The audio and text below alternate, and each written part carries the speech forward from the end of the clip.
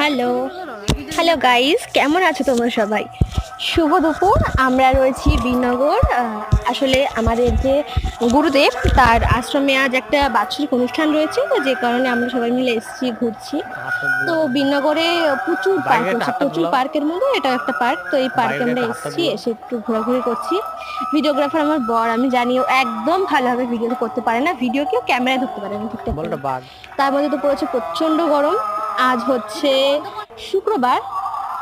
তো এই গরমের মধ্যে কিছু করার নেই, যেহেতু বছরে একবারই হয় বাৎসরিক অনুষ্ঠান। তো যে কারণে আমরা সবাই মিলে এসেছি, এসে এখন রয়েছি এখানে। এই হাতিটা যখন আমরা প্রথম এসেছিলাম তখন দেখেছিলাম ঠিকঠাক ছিল, সুরটা বেশ বড় লম্বাই ছিল, কিন্তু এখন ভেঙে ফেলেছে কোনোভাবে। এখন তো আমি খুব বলছি ভিডিও বন্ধ করো, ভালো লাগছে না, গরম লাগছে। আমি আমার মতন হাওয়া খাচ্ছি, ঘুরছি।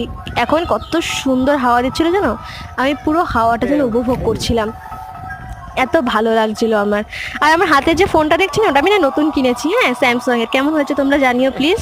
আর এত গরমে আমি বাড়ি থেকেই পাখাটা একবারে নিয়ে এসেছি, পাখা ছাড়া তো এখন বেরোনোই যায় না এই গরমে।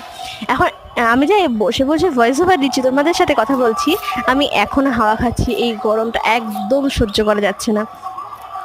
তো আমি ওর সাথে কথা বলছিলাম আর জায়গাটা দেখছিলাম, তখন দেখলাম যে আমার ননদের ছেলে ওই ওই সাইডে যে পার্কটা সেখানে খেলছিল। তো আমি বললাম যে এখানে কি করছিস? ও আবার না এখান থেকে টপকে টপকে আসছিল। আমি বললাম কি এখান থেকে কেন আসছিস? ওদিকে তো গেট খোলা আছে, ওই গেট দিয়ে ঢোক, এখান থেকে এভাবে আসিস না, পড়ে গেলে লাগবে। আমি আবার ওকে বকছিলাম যে এত ভিডিও করো না, গরম লাগছে, বন্ধ করো, ভালো লাগছে না, এরকম ভাল লাগে না, এরকম বলছিলাম। গরম লাগছে বুঝছোই তো। ওকে যত বারণ করছি ভিডিও করো, তত যেন বেশি করে ভিডিও করছে। একদম ভালো লাগছে না এই ভিডিও ভয়েস ওভার দিতে, কিন্তু কিছু করার নেই, তোমাদের সাথে তো দেখা না করলে মন একদমই ভালো থাকে না, যে কারণে ভয়েস ওভার দেওয়া। আর এই বিচ্ছুকে দেখো, এই বাঘের ওপর উঠবে, বলছে আমাকে বাঘের ওপর তুলে দাও। আমি বলছি কি একা একা ওঠ, আমি পারবো না বাঘের ওপর ওঠাতে, একা একা ওঠ। বুঝতে পারছো আমি বলছি ওকে। বাঘটাকে দেখেছো কি কিউট না? যদি সত্যি সত্যি এরকম একটা বাঘ আমাদের সাত চোখের সামনে থাকতো, এতক্ষণে আমরাও পেটে থাকতাম। এরকম একটা ভিডিও তোমাদের সাথে শেয়ার করা হতো না। ভাগ্যিস বাঘটা নকল ছিল।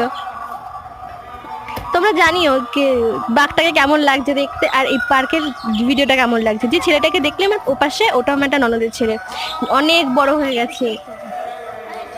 আমি এখন বাঘটাকে বলছি যে তুই যদি সত্যি সত্যি আসল হতি, তাহলে তুই তোর পেটে থাকতাম এতক্ষণ আমরা, তুই এতক্ষণ আমাদেরকে এইভাবে জ্যান্ত রাখতি না। এরকম একটু আনন্দ করছিলাম, কথা বলছিলাম, মজা করছিলাম। আর আমার বর তো ভিডিও করেই যাচ্ছি, যত বারণ করছে যে ভিডিও করো না করো না, ততই যেন আরো বেশি করে ভিডিও করছে।